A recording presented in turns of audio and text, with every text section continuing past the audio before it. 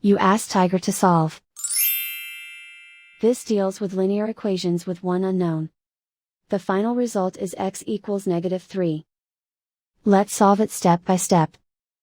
Simplify the expression. Expand the parentheses. Multiply the coefficients. Simplify the arithmetic. Group like terms. Simplify the arithmetic. Expand the parentheses. Group like terms. Simplify the arithmetic. Group all x terms on the left side of the equation. Subtract 8x from both sides.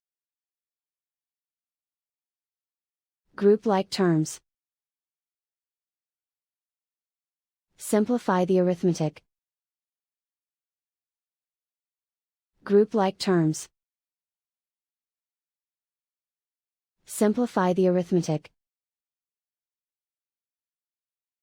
Group all constants on the right side of the equation.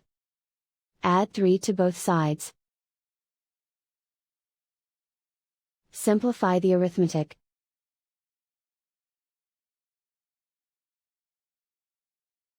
Isolate the x.